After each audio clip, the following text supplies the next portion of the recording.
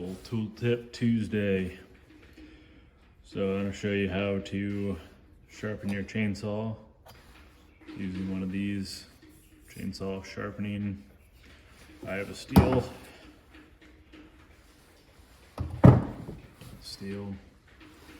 chainsaw sharpener. So what you're going to do to start is you're going to put the chainsaw down. You're going to find this link,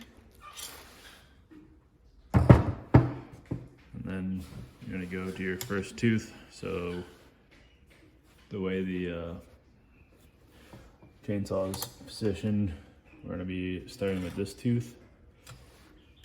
Then you're going to skip this tooth, go to this tooth, all the way around, and then you're going to flip the chainsaw over. I have a little piece of wood there, so I don't mess up this table more than it already is. It's just a little less room. Keeps the blade a little more level, makes it easier to keep this level. So I already have done this way, but I'll show you. So you have two lines on here.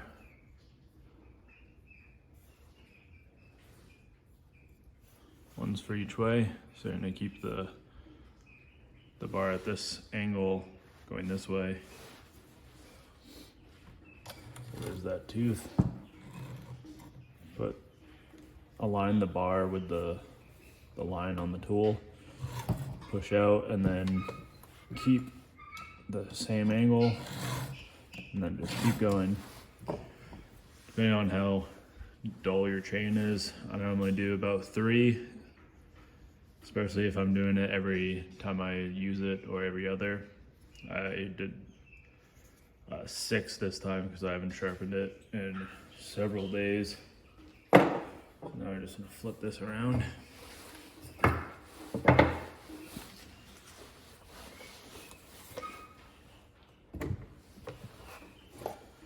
And find that length there. And then align your bar with that line there. Just push out. You don't want to slide back, you want to break contact and then push again. Trying to keep this relatively level and kind of push it up into that pocket of the tooth. So then you're going to do that all the way around, and you're going to grab yourself a flat file. Flat file can be rounded on 1/2 as long as you're using the flat side of it. And then you're going to hit all the rakers. So in front of the tooth are your rakers. You should do this actually to begin with, but I always forget until I'm done. So I just cover up, generally put on a glove so I don't cut myself with either the tooth or the file. I'll cover that tooth up, and then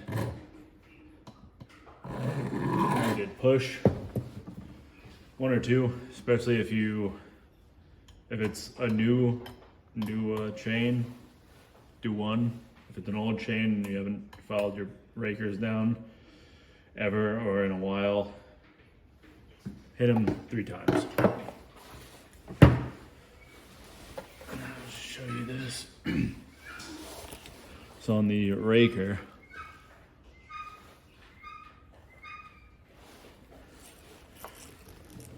there's a line. It's hard to see in this light, but there's a line there. That's the max depth for that raker. And then on each tooth, there's a line. That one's a little dirty. This one's clear. There's a line. And cameras are so much worse than eyes sometimes. But there's a line on each tooth, and that's max. And also it's at the same angle. So if you don't have this tool here, you just have the correct width of round file. You can use that as your guide as you go along.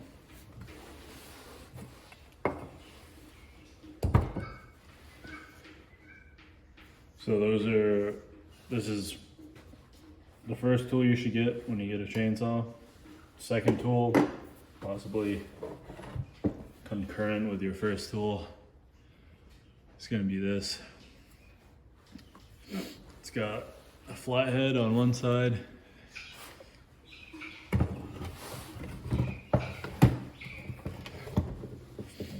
I know it's dirty. That's why I'm doing this. But so you can back these nuts off and adjust your the tightness of your chain in here under all the sawdust. So every time I sharpen my chainsaw, I will get this a little snug.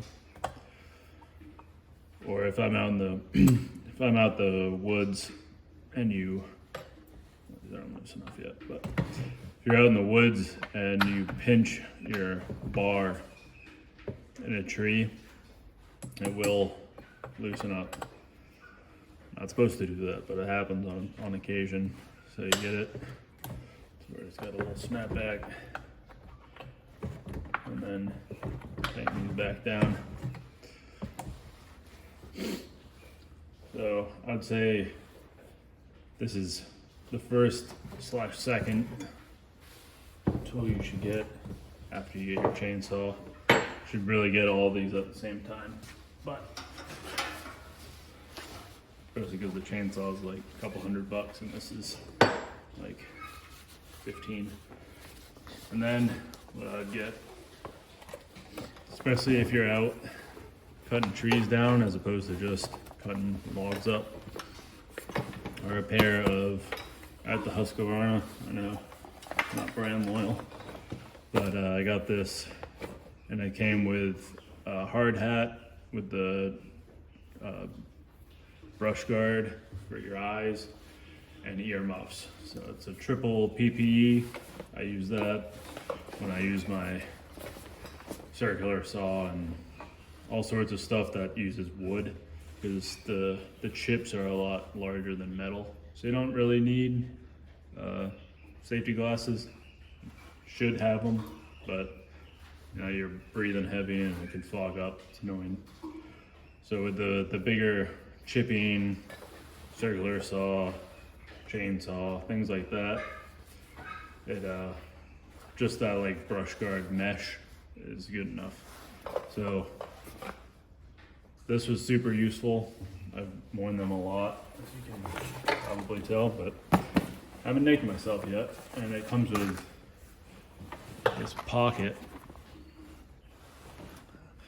right at your right hip, and that's where I keep the table's covered in crap.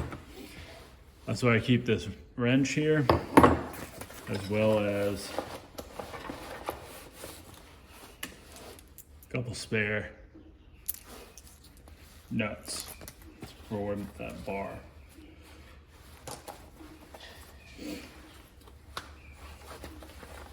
One time, I don't know how I didn't see it coming, but one of my nuts fell off.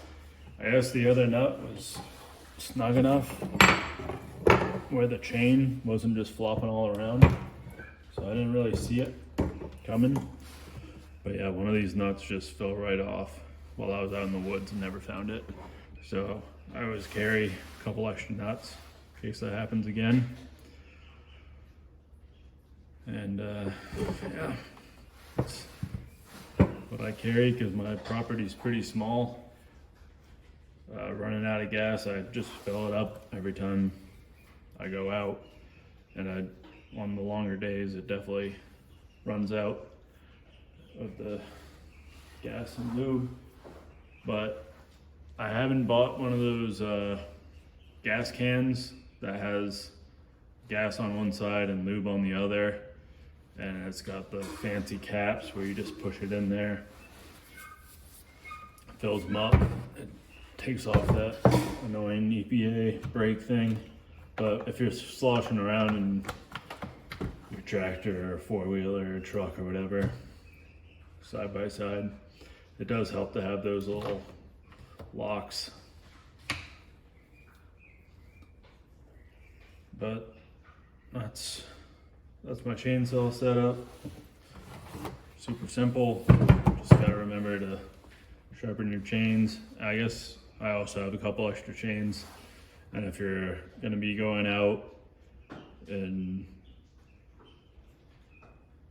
cutting a tree that's got possible fence, or it's like just been a big rain or something, there's a bunch of dirt on it, bring a crappy chain, bring a good chain, slap the crappy chain on, cut the tree, and then you could put your good chain on for dicing up the rest of the tree, so you don't bugger up your good chain on your first cut that's cutting through dirt or fence or whatever else that's embedded in the tree or just on the bark. And also wedges, especially if you're doing, sorry, I had some chickens and guineas in here. I had a few wedges. I also, if I'm doing a large tree, most of my woods are like 2 feet and less. If I'm doing a 2 foot or more tree, which is very rare, or even a small tree that's on an incline or it's got wonky branches, you could just, or it's near a road, near the fence line, you just tap it, control it a little better using those wedges as opposed to just relying on your cuts. So it's a little more than just a tool tip, more of a breakdown, but that's the tool tip Tuesday for today. All right, so a few things I want to point out as well on this chainsaw. So I take the bar off, clean off the insides, and flip the bar. And also, pretty rarely, but I'm gonna take it, especially back here, I'm not sure why. I bought this used, maybe I just didn't file that down. The rest of the bar is pretty good. But I'm gonna take a flat file and just file all the sides, because it gets a little bit of a lip when it gets too hot. And when I bought this chainsaw, the chain was stupidly dull, and the bar is about the same as it was. Had like a torch mark pretty much around it, and had a big lip on it. But this part's what really matters, and it's running great. So that aside, especially if you're new to chainsaws, what you're gonna do if you want to buy a new chain, you're gonna take your bar, and right there, it's only on one side, at least with my bar, you're gonna find this little diagram. It's gonna tell you everything you need to know. So it says it's a 50 centimeter or 20-inch chain or bar. So you need a 20-inch chain, 0.325 inch, and 0.063 inch. So that's all you need to know. There's another one right here. It's almost like I planned it. So you go find 0.32 inch, 0.03 inch, 20-inch bar, 81 chain length.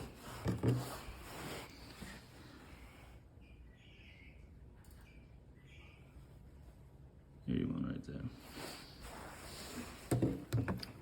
So that's what your new chain's gonna have to be to fit this bar. You could obviously get a bigger bar for your saw or smaller, but for this specific bar, you need that chain. And then the next thing is going to be this little diagram right there. So take your bar and you flip it, chain's gonna have to get flipped as well. So you want to have to match your chain to that, and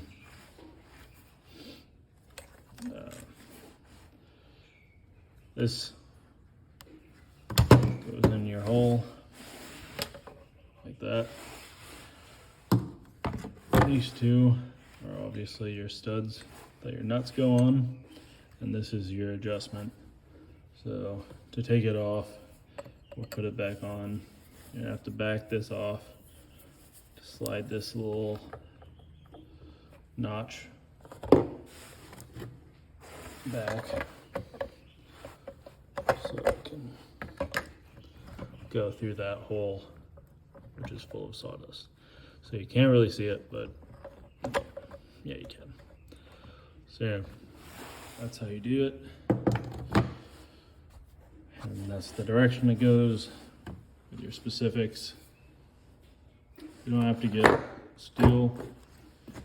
I actually just bought these the other month actually. I cut once with it and then cut great. I just put it back. Decided I keep using my other, but cheap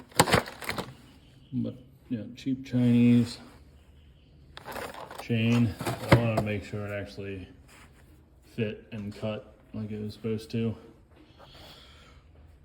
So if you want to, like I was saying, if you have a tree that you know has fence in it or mud on it or whatever else, throw one of them on, because I'm pretty sure this one was almost as expensive as those three. So you can keep your more expensive chains for the better jobs. Use those for the crappy jobs. But that's how you do your chainsaw and chain. Simple as that. I wouldn't say I'm a expert by any means, but as far as the chain tightness, when you pull it back, the teeth shouldn't fully come out. Obviously, if you really reef on it, you can get that to happen. This is a little on the loose side, because if I really get my fingers in there, I could get the teeth out. But when you let go, it springs back in.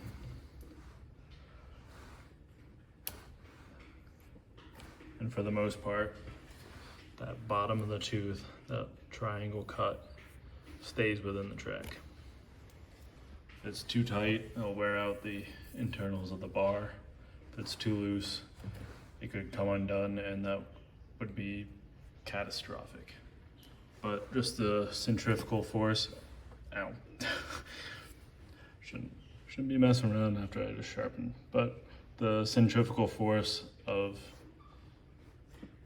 the engine running this round and round will keep it pretty well in these tracks. So that's about what I get whenever I tighten it. And should say, when you tighten it, so you loosen these bolts and you turn in the clockwise direction.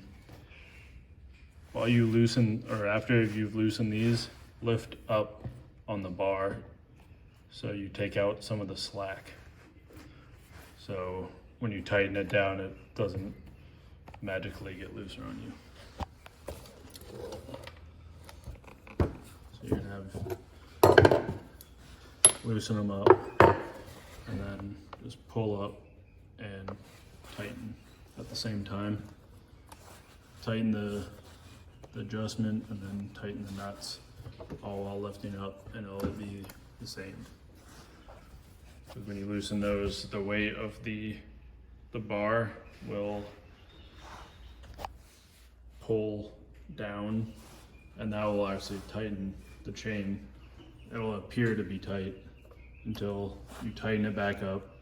It brings that bar back up in line, and then you have to do the whole process over again.